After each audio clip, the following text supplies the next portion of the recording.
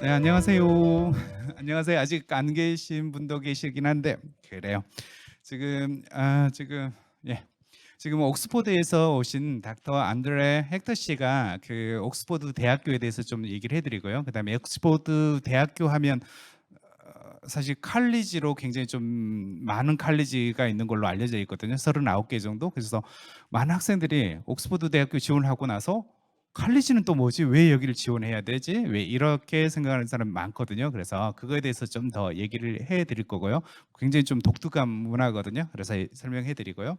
그다음에 대학교 옥스포드 들어가려고 하면 옥스포드나 캠브리지 들어가려면 그 aptitude 테스트, 입학 테스트가 있거든요. 그래서 의대 다니는 학생들은 육회, 비맥 같은 왜 이런 테스트를 좀 봐야 되거든요. 그래서 그 테스트에 대해서 좀 알려주려고 하거든요. 그리고 내용 자체가 어쩌면 어려울 수도 있긴 하지만 프레젠테이션으로 좀 설명을 해드릴 거고, 그 다음에 리서치라든지 본인 소개라든지 이런 거 있는데 좀 전문 용어가 좀 나오거든요. 그래서 이 부분은 이렇게 그죠? 리서치를 하고 있다라고 이해를 하시면 충분할 거예요. 그리고 나서 대학을 소개해주고 그죠? 하시면 될 것 같고요. 그래요. 좀 재미있기를 바라고요. 그다음에 끝나고 나서 질문 있으시면 좀 질문해 주시면 될 것 같고요. 그리고 저는 끝나고 나서 제가 정리할 수 있는 것은 조금 최대한 좀 정리해서 간단히 좀 소개해 드리겠습니다. 네. 감사합니다. 네.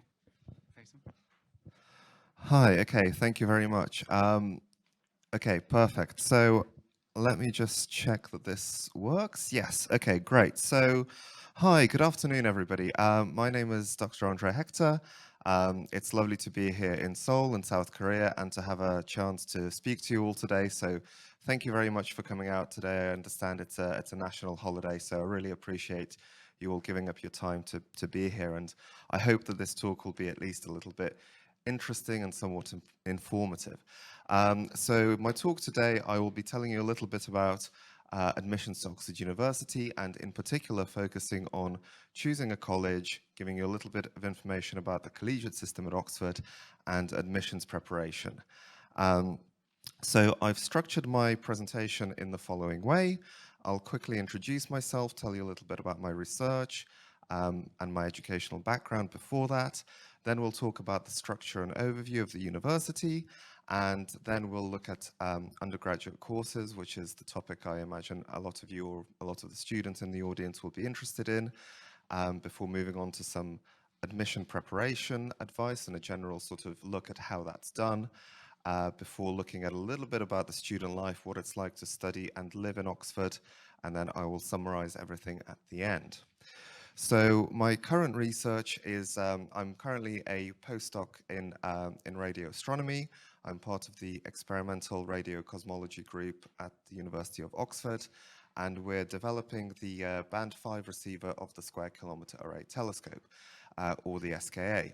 Now, the SKA is one of these, next generation observational facilities, which alongside things like the James Webb Space Telescope, which you may have heard about recently, which is the successor to the Hubble Space Telescope, but focusing on infrared wavelengths rather than optical. You have things like the EELT, which is going to be coming online, the European Extremely Large Telescope in the optical wavelengths, and the SKA, together with those other facilities, will really be able to complement the other observatories to give a nice, an interesting new look at our universe and at things that are going on in space. So the Square Kilometre Array, it's an intergovernmental international project that's actually being built and developed across 2 continents at the moment. There's the low frequency side of it that's being built in Australia, and the stuff that I'm working on, that's going to be built in the Karoo Desert in South Africa. And the reason this facility is built effectively in a desert to some extent is twofold. One, it's because deserts are generally very dry places, and this is good because water vapor in the atmosphere actually attenuates the signals that are coming in, and so building telescopes in dry locations actually increases the amount of signal that can get through the atmosphere. And the other reason is that because we're focusing on radio frequencies, satellite interference actually is a bit of a problem in certain areas. So by building the telescopes in fairly remote locations, you actually minimize the effect of, passing satellites interfering with your signal and blocking the stuff that you're really interested in observing. So the reason it's called the Square Kilometre Array is because it's actually an interferometer type telescope. So instead of having one very big single dish, it's split up into lots and lots of little smaller dishes, because this is, from a practical point of view, this is easier to construct and put together. And so, but once you add up all the areas of all the different observing elements, you get to a total collecting area of about a square kilometre, which is massive in size and is going to make the SKA one of the most sensitive radio telescopes that's ever been produced. And one sort of fun bit of trivia or fun fact is that by the time it goes online and starts taking data, it will actually in one day be collecting as much data as there is on the whole of the internet combined, just to give you a sense of the scale of the operation. And in fact, there are currently PhD projects taking place with regards to how to process that data, because again, nobody really knows how to make sense of such a large volume of data coming into your observatory on a daily basis. So the first light is projected to be in 2027, so it's currently under construction, and the instrumental side of it is being developed. And I thought this was a really interesting image and a really nice image to use to show you one of the prototype dishes. This is actually from the Meerkat telescope, which is a progenitor, if you like, a kind of a proof of concept for the SKA. And you can see this sort of circular plate here. This is actually what's known as the indexer, and that's where all the instruments that are being developed, not just by our group, but by lots of other research groups across the world. This is where all the instruments are going to sit, which are going to actually collect the light as it's reflected from the primary mirror, the secondary mirror, and being brought into focus here. So that's what I've got on the next slide, is essentially this photo here, which shows the current prototype receiver that we've developed in Oxford. And you can see that it's got, we've actually left it on the roof over Christmas. I'll explain why in a minute. But the receiver is split into two subbands. So you've got these modules here. They're band 5A and band 5B. And so this entire box is going to live on this circular dish here, and depending on what frequency you want to observe in, or which subband you want to observe in, then each one of these modules will be brought into the focus of the dish. So what this instrument does is it takes the incident signal from the sky and amplifies it in both subbands by about 60 dB. So we generally use a logarithmic scale. I think it's a multiplication factor of around 1 million. And also it filters the signal into the frequency bands that we are interested in. So I think that's about 4.6 to 15.4 gigahertz. In addition, the whole system is cryogenically cooled to around and stabilized to around 15 Kelvin, or 15 degrees above absolute zero in temperature. Equivalently, I think that's about minus 258 degrees C. And this is to reduce thermal noise and to improve the signal-to-noise ratio of the incoming signal. And the effect that this has is that this essentially means that you get, it has the same effect as building about 3 or 4 additional dishes, but it's a little bit more practical and actually a little bit more cost-effective to just cool the receiver down instead of constructing, 4 more observing elements. So we're currently building with this prototype that you've got here, that you've got on the picture. That's our first one that we built. We were doing some noise temperature or sensitivity measurements on the roof of the physics department, and we're currently in the process of building a few more such receivers before taking them out to South Africa, where we will be doing a little bit of on-dish testing to make sure that everything actually works as expected and that we can do interferometry with the instrument. And so, like I said, we left this one cooling over Christmas while we were monitoring all the different physical properties inside the receiver, such as the temperature stability, and things like the pressure, just to make sure that everything was within the bounds that we expect. So before that, I did my PhD in Oxford. I did a PhD in astrophysics. I was part of the Queen's College, and my research topic focused on new detection methods for submillimeter wavelength astronomy. That's basically high radio frequency. I don't have too much time to explain in detail what it was about, but if you are interested, I'll be around after the talk, so please do come and have a chat with me then. In addition to that, I was involved in a little bit of undergraduate teaching, mainly focusing on third-year computing for astrophysics course, where I would be helping students deal with topical problems in astronomy, such as they'd be given data for a star-planet system, and the light curve would have a dip in it when the planet went in front of its host star, and from that data you could estimate and infer things like the orbital period of the planet going in front of the star, and things like the relative size of the planet to the star, as well as an estimate of its mass and its density. And this is actually the way that modern research in exoplanets is done to some extent, in order to look for things like planets within habitable zones of their stars, and to look for exoplanets which could potentially have life on them. And then before that, I did my undergraduate at Royal Holloway, which is, like I mentioned earlier, part of the University of London, where I did a 4-year integrated master's in physics, mainly with a focus on astronomy modules, because that's something that I've always been interested in and I found fascinating. So I was very lucky to be able to do a degree specializing in that. Okay, so a quick overview about Oxford. So its exact foundation date is not very well known, but there's evidence of teaching at Oxford dating back as far as 1096 or 11th century. I couldn't find the exact reference for this, so when I just did a little bit of research when I was making these slides, and so 1096 seems to be like the date that pops up everywhere.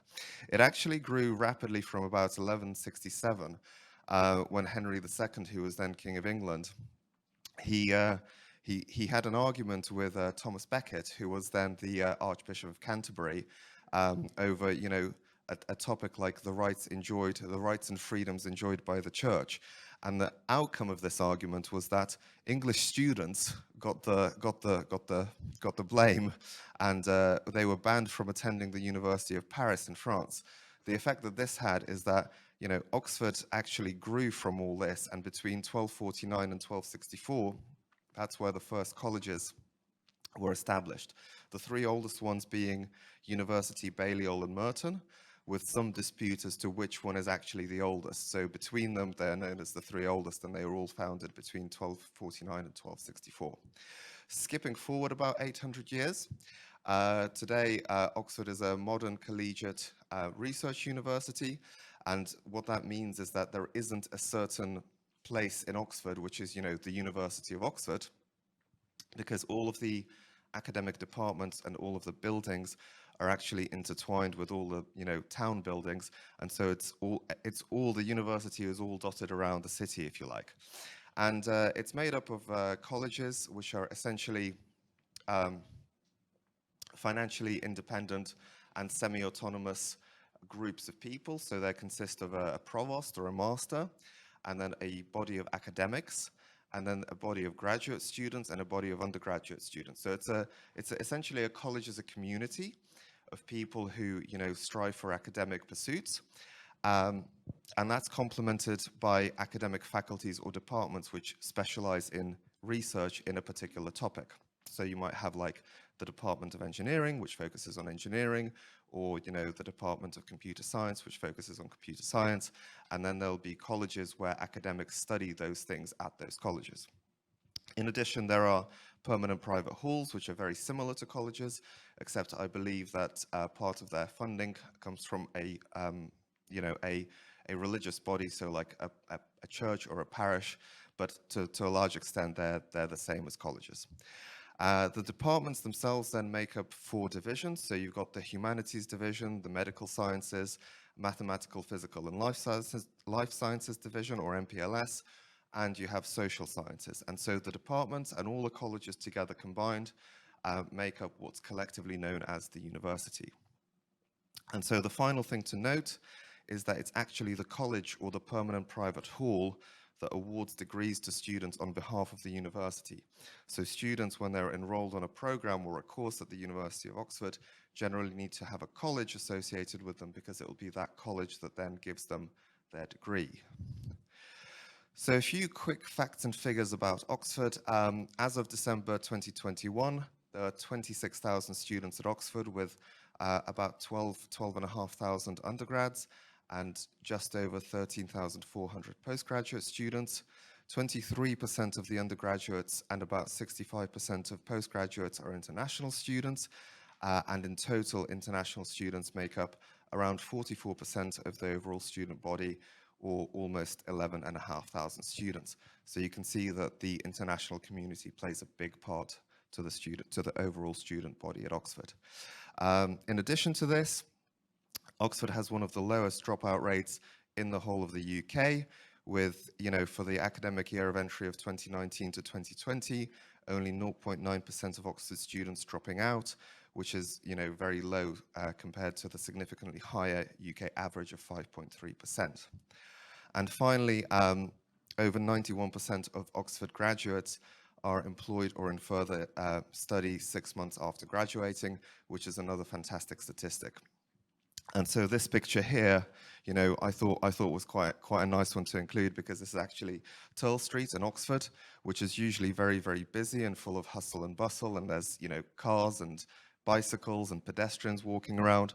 But I actually took this during the first lockdown when I was out for one of my 30-minute allotted exercise windows, and it was completely deserted. And I thought that this was interesting to show you the contrast between, the 26,000 students that there are normally in Oxford and it being completely empty during the lockdowns. So let's talk a little bit about undergraduate admissions. So I'm sure it'll come as no surprise to anyone that undergraduate course entry is quite competitive at Oxford, and there are only about 3,300 available places each year, with over 24,000 potential applicants who applied, for instance, at the start of 2021. This means that Oxford gets more than 7 applications for every available undergraduate space going. And the result of this, once those 24,000 have been shortlisted for interview, is that the university ends up conducting about 20,000 interviews with around 10,000 applicants in a very, very busy 2-week interview period in December. So the question is, what is the best way to maximize your chances of getting a place? I'll just wait for people to take a photo. Okay, so the very first thing to do is, to choose a subject. And the important thing here is to make sure you choose something that you enjoy, because, you're going to be doing this for a fairly long amount of time. You're going to be studying this for at least generally 3 years if you go for a bachelor's. So make sure it's something that you like and that you want to study for at least 3 years of your life. But that in mind, don't just pick something that you like, for instance, music, if you don't know the difference between your treble clef and your bass clef, because, you have to be a bit competent and, reasonably good at your chosen subject in order to have a chance of getting a place. Next, you want to find out which colleges actually offer a degree in your chosen subject, because not all colleges will cater for every subject. So, for instance, some of the permanent private halls will specialize in things like theology and more religious-focused degrees, and they might not do certain things like engineering. But once you've picked a subject and you've done a little bit of research on different colleges, we'll talk a little bit more about that in a second. You pick a college that offers the subject you wish to study, and you will generally apply for a degree for a course at that college. The best way to pick a college is to actually go to open days, because most colleges will have these for their prospective students, I think generally sometime in late June, and there's another window in early September. And some colleges will even offer virtual open days, because I realize that I'm giving this talk and saying that the best thing to do when choosing a college is to go to an open day, but people being based in South Korea might find it difficult to go all the way to the UK for an open day. So some colleges, I believe University and Trinity in particular, have what they call open days in virtual format, which they did when the whole country was in lockdown, and some of that material is still available online. So it's a very good resource to have a look at and just get a general feel for the college. And also you can read the college prospectus. Most colleges will have this online, and this is a really good tool that gives you an overview of the college, the various facilities that it provides, and kind of a little bit more about the history and the feel of every particular college. So a few things to think about and to consider when you come to choosing a college. The first one is accommodation, because you're likely to be living away from home for the first time, for the students. And I believe that all colleges will offer accommodation for students in their first year of study. Some of the bigger ones will generally offer accommodation for the whole duration of the degree, but this is not the case for all colleges. So if you're somebody who likes a more structured approach to university, it might be good to aim for a college that offers accommodation for the duration of the degree, whereas if you're somebody who wants a bit more independence, you want to live out with your friends, for example, then it might be a good idea to, look for a college where you can live outside of the college for your second and third years, for example. Next on the list is study space. This is very important because you're going to be spending a lot of your time writing essays, doing problem sheets, various assignments, that sort of thing.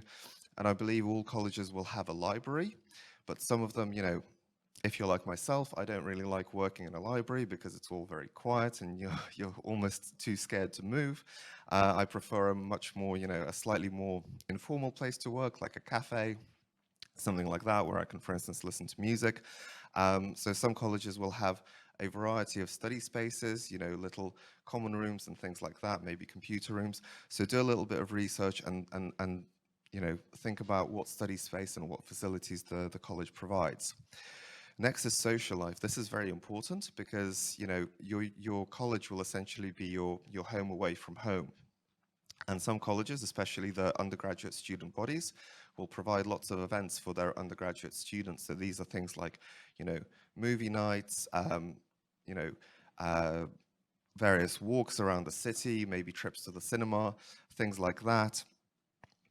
And some are definitely a little bit more vibrant than others. So make sure there's a good balance of, extracurricular and social activities as well. Size and number of students, again, this is another one to consider because I think that some of the bigger colleges have around 900 students, including undergrads and postgrads. And if you're somebody who likes being part of a big and vibrant community, then you may wish to apply to a larger college, whereas I think some of the smaller colleges have as few as 300 students. So if you prefer a smaller, more intimate, more cozy environment, then a smaller college might be right for you. Just for reference, I was at Queen's College, which is a photo of the front quad here, and I believe that's a medium-sized college of about 500 students. Gym and sports facilities, again, if you're somebody who's very sporty or who enjoys taking part in things like, physical activities, then this is one to consider because there is a gym that's open to all members of the university at down at Iffley Road, but this is generally very oversubscribed and it can get busy. And some colleges have really, really good gyms, which generally aren't super crowded, and you can go and get a workout in any time you want. And you also have various things like football clubs, rugby clubs, boat clubs, various sports that the colleges have, and they all compete against each other in all these various things. So you might wish to think about your college from the point of view of the sporting facilities as well. Catering. So again, every college will have a dining hall and it will serve sort of breakfast, lunch and dinner, but you might be at sport practice one day and you may miss the dinner slot. So you might want to think, do I have a kitchen where I can cook some food? Or you might be really into cooking.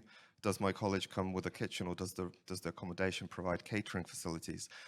So I believe I'm right in saying that on the main site, Queen's doesn't really provide kitchens or anything that's, any ways of making a fire, because it actually burnt down in the late 1600s and then they rebuilt it, and ever since then they've been very, very careful about any fires taking place in the future.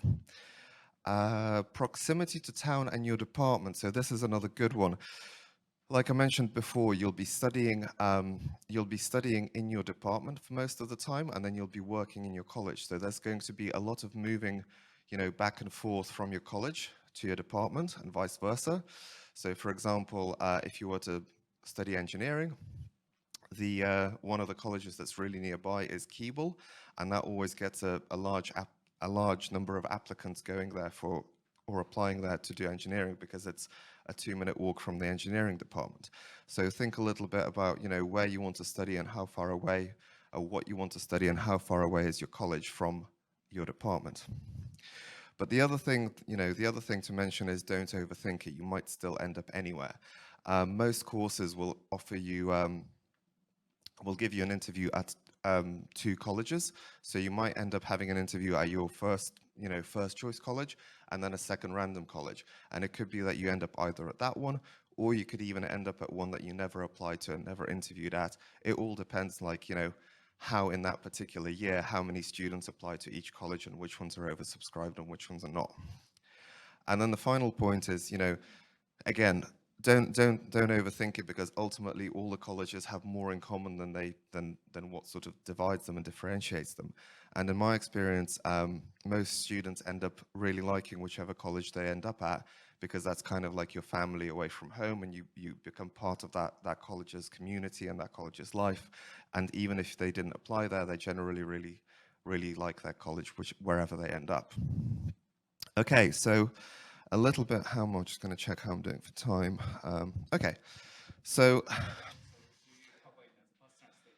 yeah, so let's have a very quick chat about the personal statement. So this is one of the supporting documents that you will need to submit along with your application, and this is essentially like a cover letter that says, why do you want to study a particular subject? Best thing to do when you're writing your personal statement is to just be honest about your interests. And if you're not completely sure what your interests are yet, which is completely natural and normal, then take a little bit of time to think about them. Maybe do a little bit of exploring, do work experience in in the area that you want to, or that you're thinking about studying, to try and discover what you're good at, what you like, what you don't like. And it's definitely good to do this before you apply, so that you're not trying to do all this in a bit of a last-minute rush and a last-minute panic. Also, in your personal statement, don't just focus on what you enjoy, but also try and say why you enjoy it. Don't just say, I enjoy maths, or, I enjoy physics. Try and give examples of, when you've done maths and why you find it fascinating, or why you find it interesting, or whatever subject you're applying for. In addition to that, it would be very good to include any notable extracurricular activities, because these will essentially, back up your interests and enhance your application. But try to focus on things that are relevant to the application, to the subject that you're applying for. So, for example, if you're applying to do maths, maybe you've taken part in a maths Olympiad. Put that in. Equally, if you're applying for something like English literature, maybe you've taken part in essay competitions. Put that down. And these are all generally good sort of extracurricular or supercurricular activities related to your subject, which are very good to put in. And most importantly, be able to evidence or show evidence of any claims that you make. So a classic example is, engineering applicants will quite often say that they're influenced and inspired by the works of Isambard Kingdom Brunel. And then they get to the interview stage, and the interviewer will ask them, oh, okay, you've said you're inspired by Brunel to study engineering. Can you give 2 examples of his work? Everyone always names the Clifton Suspension Bridge, but they get a little bit caught out when trying to think of the second one. So the point here is, do a little bit more than just a very, very surface level basic research, and, really know your stuff when you go for the interview. Okay, so aptitude tests. This is 5 minutes? Yeah. So very, very quickly on aptitude tests. So these are essentially like entrance exams, which pretty much all students that want to study a degree at Oxford will have to take. And some of them, like, the applicants for law and applicants for medicine, will generally have to take an admissions test, irrespective of whether they go to Oxford or Cambridge, but at all universities in the UK. Best thing to do is to get familiar with the format and content. And for this, there's a lot of past papers and a lot of material online. Generally speaking, try to learn the syllabus. This is generally AS and GCSE, but some topics will not be covered, and especially the questions towards the end will be more advanced. Best advice I think I can give is to try doing the questions and try doing these questions under time conditions. In addition to that, start prep as early as possible. Ideally, as soon as you know what it is you want to do for your subject. And so the other thing to remember is that this is fundamentally a skill that can be practiced and refined to kind of fine-tune your problem-solving skills, because a lot of the stuff that you'll see on there might not be stuff that you've encountered before. So it's not really a fixed curriculum with recommended textbooks and so forth. We won't have time to go through the examples, which some of you may be very happy about. But so, once you've got through the aptitude tests, you'll get to the interview stage, which will likely, and you'll likely have 2 interviews at 2 different colleges. Think of the interview as a mini tutorial. The interviewers often won't want to see what you already know, but rather how teachable you are. And so to that extent, they'll want you to speak through your thought process when you're answering whatever questions you may have. And so the best thing to do here is to just speak your thought process out loud, and don't worry about making mistakes or saying anything that's wrong. The worst thing you could do is just freeze up and not say anything.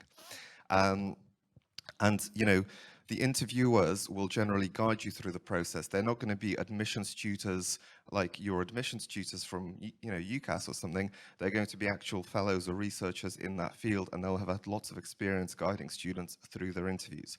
And the general format is that it will start with something that's quite simple, and it will develop and develop and develop up to a point that's beyond something that you or the student will know. And the final thing to do is to practice. Get your teachers to try and run through some mock-style Oxford or Cambridge interview questions with you, just to get a feel for doing those things and thinking under a little bit of external pressure. So student life, basically one of the very final slides, if we have time for. Okay, so Oxford terms are very, very short. They're only 8 weeks, which is very intense compared to most universities in the UK, which are around 12 weeks. The students will generally live in college in their first year, where they get things like their accommodation, their food, social activities, and that's where they'll have tutorials, which when they get an assignment, they'll go back to college and practice it or have a go at it. And then they'll have a small group of other students also studying that course. We'll have like a 1-hour tutorial, which is essentially a small mini class where they can cover any topics that they weren't sure about or anything that they didn't understand. And the other nice thing about the collegiate system is that because there will only be a few students studying the same course as you in your year, it's a really good opportunity to meet people and get to know people from other courses. And yeah, I think we mentioned that the lectures and practicals generally will take place in the department. So the other nice thing about the student life is the wealth of extracurricular activities that students can take part in. There's things both at the college level and at the university level. So the college level will be stuff like the JCR and MCR committee.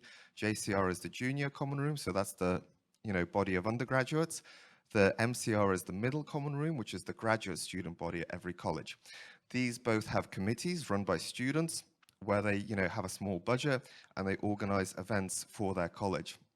So one year I was the welfare officer in my MCR, and I did things like did fortnightly like tea and cake events where students could come, talk about any issues they were having, enjoy some snacks, just hang out, and I'd try and be available and accessible to talk to them about anything that might be bothering them at the time and work through those issues. In addition, you have sports. So like I mentioned during the forum, most colleges will have a boat club, which makes rowing very accessible. Not that I'm pushing the rowing agenda at all. It was just something that came to mind to talk to you about when I was making these slides. And in addition to that, there's lots of musical societies. Most colleges will have a choir. And there's plenty of other university-wide societies, clubs that you can get involved with. Everything from bell ringing, Quidditch, to blues level sport. So basically the advice is to find something that you might like and just get stuck in. And so to summarize, It's, you know, studying at Oxford is quite competitive and fairly intense. To maximize the chances of getting a place, really think carefully about what you wish to study and then prepare your application and practice, practice the admissions tests, practice the interviews. Don't panic in the interview, and finally, try to enjoy it. And on that note, I think I will leave and say thank you very much, and I will take questions. Thank you. Thank you much.